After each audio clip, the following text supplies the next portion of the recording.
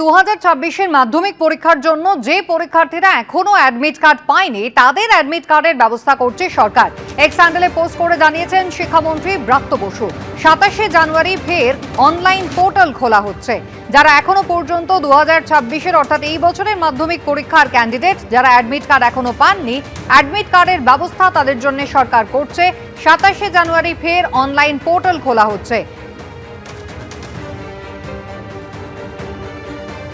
ওই পোর্টালে অ্যাডমিট কার্ডের জন্য নতুন করে আবেদন করা যাবে। 28 জানুয়ারি দুপুর 12টা পর্যন্ত এই পোর্টাল খোলা যাবে। এক্স হ্যান্ডেলে শিক্ষামন্ত্রী ব্রাত্য বসু তিনি সোশ্যাল মিডিয়ায় পোস্ট করেছেন। এক্স হ্যান্ডেলে পোস্ট করে তিনি বলছেন, এই বছরের যারা মাধ্যমিক পরীক্ষার্থী তাদের মধ্যে যারা এখনো পর্যন্ত অ্যাডমিট কার্ড সংগ্রহ করতে পারেননি তাদের অ্যাডমিট কার্ডের ব্যবস্থা সরকার করছে। 27 জানুয়ারি ফের অনলাইন পোর্টাল খোলা হবে যেখানে নতুন করে ক্যান্ডিডেটরা আবেদন করতে পারবেন। কথা বলবো, আমাদের প্রতিনিধি কৃষ্ণেন্দু অধিকারী রয়েছেন আমাদের সঙ্গে। কৃষ্ণেন্দু, কিভাবে যারা এখনো অ্যাডমিট কার্ড পাননি এবছরের মাধ্যমিক পরীক্ষার্থীরা কিভাবে নিজেদের অ্যাডমিট কার্ড তারা সংগ্রহ করবেন, ব্রাত্য বসু কি জানিয়েছেন? দেখো, 2 ফেব্রুয়ারি থেকে মাধ্যমিক পরীক্ষা শুরু হচ্ছে। এমনিতেই অ্যাডমিট কার্ড পৌঁছে গেছে স্কুলে 20 জানুয়ারি অ্যাডমিট কার্ড পৌঁছে দিয়েছে মধ্যশিক্ষা পর্ষদ, কিন্তু তারপরেও প্রচুর অভিযোগ মধ্যশিক্ষা পর্ষদে জমা পড়েছে। পরীক্ষার্থীরা এবং অভিভাবকরা করেছেন যে তারা অ্যাডমিট কার্ড পাননি এবং স্কুলের গাফিলতির কারণে পাননি।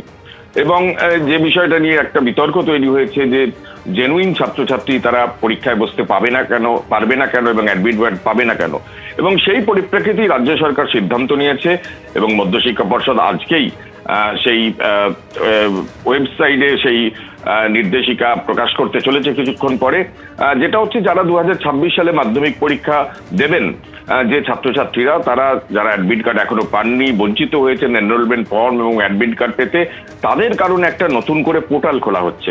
27 জানুয়ারি বেলা 12টা থেকে 28 জানুয়ারি বেলা 12টা পর্যন্ত এই পোর্টাল খোলা থাকবে এবং সেখানে অনলাইনে স্কুল মারফত ছাত্রছাত্রীরা অ্যাডমিট কার্ডের জন্য আবেদন করতে পারবেন। অর্থাৎ যারা এখনো পর্যন্ত অ্যাডমিট কার্ড পাননি তারা এই পোর্টাল মারফত আবেদন করতে পারবেন স্কুল মারফত, এবং তাদের মধ্যে যারা যোগ্য পরীক্ষার্থী যারা পরীক্ষার বসার জন্য উপযুক্ত তারা অ্যাডমিট কার্ড 28 তারিখের পর অর্থাৎ 2 তারিখের আগে যে কোনো সময় তারা অ্যাডমিট কার্ড হাতে পাবেন। সরকারের তরফে বলা হচ্ছে, শিক্ষামন্ত্রী আজকে এক্সে পোস্ট বলেছেন যে সরকার যেহেতু সমস্ত ছাত্রছাত্রীদের পরীক্ষায় বসাতে আগ্রহী, যাতে কোনো জেনুইন ছাত্রছাত্রী পরীক্ষায় বসতে মানে তারা বাদ না যায় এটা ব্যাপারে আগ্রহী, এবং এই ব্যাপারে সরকার নীতিগতভাবে সিদ্ধান্ত নিয়েছে। এবং যেটা জানা যাচ্ছে আজকেই কিছুক্ষণ পর মধ্যশিক্ষা পর্ষদের তরফেও অফিসিয়ালি বিজ্ঞপ্তি দিয়ে সেই বিষয়টা স্পষ্ট করে দেওয়া হবে। ধন্যবাদ। এসআইআর আবহে এবার জেলা শাসক ও জেলা নির্বাচনী আধিকারিকদের উদ্দেশ্যে কড়া বার্তা দিল কমিশন। শুনানি কেন্দ্রে কোনো রকম আইন শৃঙ্খলার অবনতি হলেই নিতে হবে অ্যাকশন, সঙ্গে সঙ্গে দায়ের করতে হবে এফআইআর। চিঠিতে কড়া বার্তা মুখ্য নির্বাচনী আধিকারিক মনোজ কুমার আগরওয়ালের। অন্যদিকে এসআইআর প্রক্রিয়ায় বিএলওদের ভূমিকা নিয়ে কড়া বার্তা দিয়েছে জাতীয় নির্বাচন কমিশন। দায়িত্ব অবহেলা করলে বিএলওদের সাসপেন্ড করতে পারেন ডিইও, চিঠিতে জানিয়েছে কমিশন। বিডিও অফিসে ভাঙচুর হয়েছে। নির্বাচন কমিশনের নির্দেশ সত্ত্বেও ফারাক্কার তৃণমূল বিধায়কের বিরুদ্ধে এফআইআর করেনি প্রশাসন। এই আবহেই ফের কড়া বার্তা দিল কমিশন। শুনানি কেন্দ্রে কোনো রকম আইন শৃঙ্খলার অবনতি হলেই অ্যাকশন, সঙ্গে সঙ্গে দায়ের করতে হবে এফআইআর। এসআইআর নিয়ে তপ্ত আবহে এবার জেলা শাসক তথা জেলা নির্বাচনী আধিকারিকদের উদ্দেশ্যে কড়া নির্দেশ দিলেন রাজ্যের মুখ্য নির্বাচনী আধিকারিক মনোজ কুমার আগরওয়াল। এসআইআর চলাকালীন আইন শৃঙ্খলার পরিস্থিতি নিয়ে সোমবারই রাজ্য সরকারকে কড়া বার্তা দিয়েছে সুপ্রিম কোর্ট। সেই বার্তা মনে করিয়ে দিয়ে কড়া নির্দেশ দিয়েছে জাতীয় নির্বাচন কমিশনও, কিন্তু তারপরও অশান্তি থামছে কই? এই আবহেই জেলা শাসক তথা জেলা নির্বাচনী আধিকারিকদের উদ্দেশ্যে কড়া চিঠি দিলেন মনোজ কুমার আগরওয়াল। রাজ্যের মুখ্য নির্বাচনী আধিকারিকের দেওয়া এই চিঠিতে লেখা হয়েছে, সুপ্রিম কোর্টের 19 জানুয়ারির নির্দেশ অনুযায়ী এসআইআর এর শুনানি কেন্দ্র অথবা এসআইআর সংক্রান্ত সরকারি দপ্তরে যদি কোনো রকমের আইন শৃঙ্খলা পরিস্থিতি তৈরি হয়, সরকারি সম্পত্তি ভাঙচুর কিংবা এসআইআর এর কাজে যুক্ত কোনো আধিকারিক বা কর্মীকে হুমকি অথবা হামলার ঘটনা ঘটে, তবে সঙ্গে সঙ্গে স্থানীয় থানায় অভিযোগ দায়ের করতে হবে এবং জেলার পুলিশ সুপার ও মুখ্য নির্বাচনী আধিকারিকের দপ্তরে পাঠাতে হবে সেই এফআইআর এর কপি। যদি কোথাও ভাঙচুর হামলা চলতেই থাকে সেক্ষেত্রে অনির্দিষ্টকালের জন্য এসআইআর সংক্রান্ত শুনানি স্থগিত রাখতে হবে এবং তা মুখ্য নির্বাচনী আধিকারিকের অনুমোদন পেলে তবেই শুরু করা যাবে। এর পাশাপাশি জেলাশাসক তথা ডিইওদের উদ্দেশ্যে এও বার্তা দেওয়া হয়েছে, এই ধরনের ঘটনায় এফআইআর দায়ের করতে দেরি হলে তা অত্যন্ত গুরুতরভাবে দেখা হবে। সেক্ষেত্রে সংশ্লিষ্ট ডিইওর বিরুদ্ধে বিরূপ প্রশাসনিক সিদ্ধান্ত নেওয়া হতে পারে। ইলেকশন কমিশনকে তো আর্টিকেল 3 to 4 এ বাবা সাহেব আম্বেদকর পুরো পাওয়ার দিয়ে গেছে। ইলেকশন কমিশনও কেন এত সফট লাইন নিচ্ছে? চিঠিতে কিছু হবে না, অ্যাকশন নিন। একদিকে যখন জেলা শাসকদের উদ্দেশ্যে কড়া বার্তা দিচ্ছেন সিইও, তখন এসআইআর প্রক্রিয়ায় বিএলওদের ভূমিকা নিয়ে কড়া বার্তা দিয়েছে জাতীয় নির্বাচন কমিশনও। ডিওদের উদ্দেশ্যে এই চিঠিতে নির্বাচন কমিশন লিখেছে, 1950 সালের জনপ্রতিনিধি আইন অনুযায়ী ডিইওর সম্মতিতে নির্বাচন কমিশনের আওতায় কাজ করেন বিএলওরা।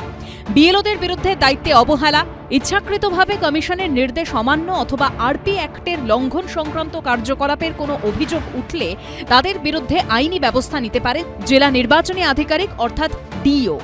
নির্দেশ অনুযায়ী অভিযুক্ত বিএলওকে সাসপেন্ড করতে পারবেন ডিইও, তার বিরুদ্ধে বিভাগীয় তদন্তের সুপারিশও করতে পারবেন তিনি। 6 মাসের মধ্যে সেই তদন্ত শেষ করার কথাও বলা হয়েছে এই চিঠিতে। 110 জনের বেশি মানুষ মারা গেছেন, রোজ 3-4 জন করে আত্মহত্যা করছেন, ভয়ে মারা যাচ্ছেন। কেন ইলেকশনের বিরুদ্ধে কেস হবে না? এত মৃত্যুর দায় ইলেকশন কমিশনকে নিতে হবে। চিঠিতে নির্বাচন কমিশন আরও জানিয়েছে, অভিযুক্ত বিএলওর অপরাধ যদি ফৌজদারি পর্যায়ে পড়ে, সেক্ষেত্রে মুখ্য নির্বাচনী আধিকারিকের অনুমতি নিয়ে বিএলওর বিরুদ্ধে এফআইআর দায়ের করতে পারেন ডিইও। রুমা পালের রিপোর্ট, এবিপি আনন্দ, কলকাতা।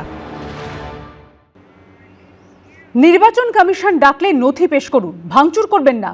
ফারাক্কায় বিডিও অফিসে তাণ্ডবের ঘটনায় যখন কাঠগড়ায় তৃণমূল বিধায়ক মনিরুল ইসলাম, তখন ইঙ্গিতপূর্ণ মন্তব্য শোনা গেল বীরভূমের জেলা পরিষদের সভাধিপতি কাজল শেখের গলায়। बिहार में 40 लाखों का ज्यादा आदमी को नाम निकाल दिया और बंगाल में भी करने वाला है। अगर करेगा तो घेराव कर्मसूची करेंगे। हमें नहीं मानेंगे, हमें नहीं मानेंगे, हमें नहीं मानेंगे। নির্বাচন কমিশন যখন ডাকছে, আপনার কাছে যখন প্রুফ আছে, আপনি প্রুফটা পেশ করুন। মমতা বন্দ্যোপাধ্যায় শুরু থেকে এখনো অবধি বারবার এসআইআর এর তীব্র সমালোচনা করেছেন। শুক্রবার নেতাজির জন্মদিনের অনুষ্ঠানেও তার ব্যতিক্রম হয়নি। আজ এতদিন পরে আমাদের প্রমাণ করতে হবে আমরা ভারতবর্ষের ভোটার কিনা। মুখ্য নির্বাচন কমিশনারকে চিঠি লিখে এসআইআর প্রক্রিয়া স্থগিত করে দেওয়ার দাবি পর্যন্ত জানিয়েছেন মমতা বন্দ্যোপাধ্যায়। এই আবহে ইঙ্গিতপূর্ণ মন্তব্য শোনা গেল তৃণমূল পরিচালিত বীরভূমের জেলা সভাধিপতি কাজল শেখের গলায়। 28 জানুয়ারি তাঁকে ও তাঁর মাকে এসআইআর এর শুনানির নোটিশ দিয়েছে নির্বাচন কমিশন। নির্বাচন কমিশন যখন ডাকছে, আপনার কাছে যখন প্রুফ আছে, আপনি প্রুফটা পেশ করুন এবং আপনি আপনার ভোটাধিকার যে অধিকার, সে অধিকার থেকে বঞ্চিত না হয়ে মমতা বন্দ্যোপাধ্যায় বাংলার যে উন্নয়ন করেছে, সে উন্নয়নের পক্ষে রায় দিন। 28 তারিখে ডেকেছে, 28 তারিখে যাব, যেদিন ডেকেছে সেদিনই যাব। মাকেও ডেকেছে, মাকেও সঙ্গে নিয়ে যাব। গত 14 জানুয়ারি তৃণমূল বিধায়ক মনিরুল ইসলামের নেতৃত্বে ফারাক্কা বিডিও অফিসে তাণ্ডব চলে। তৃণমূল বিধায়কের বিরুদ্ধে কোনো ব্যবস্থা নেওয়া তো দূরের কথা, বৃহস্পতিবার দাপুটে মেজাজে বিডিও অফিসে দেখা যায় মনিরুল ইসলামকে। নির্বাচন কমিশন এফআইআর করতে বললেও তা এখনো দায়ের হয়নি। উল্টে আগের দিনের ভাঙচুরের ঘটনার ব্যাখ্যাও দিয়েছেন তৃণমূল বিধায়ক। ব্যাপারটা হচ্ছে, আপনি যেটা কথা বললেন, ওটা জনবিস্ফোরণ হয়েছিল, মানুষের বহিঃপ্রকাশ। এই বিষয়ে উল্টো সুর তৃণমূল নেতা কাজল শেখের গলায়। প্রত্যেকটি মানুষকে বলবো, ভাঙচুর নয়, নোটিশ পাচ্ছেন, নোটিশ পেয়ে নোটিশের জবাবটা দিন।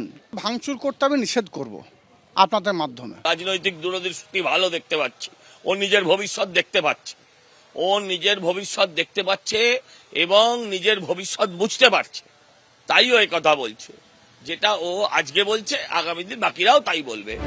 এদিন যাদবপুর বিশ্ববিদ্যালয়ে তৃণমূল ছাত্র পরিষদের তরফে আয়োজিত সরস্বতী পুজোয় অংশ নিয়েছিলেন কাজল শেখ, আশাকুল হোসেন, কৃষ্ণেন্দু অধিকারী ও সুমন ঘরাইয়ের রিপোর্ট, এবিপি আনন্দ। এবিপি আনন্দ, এগিয়ে থাকে, এগিয়ে রাখে।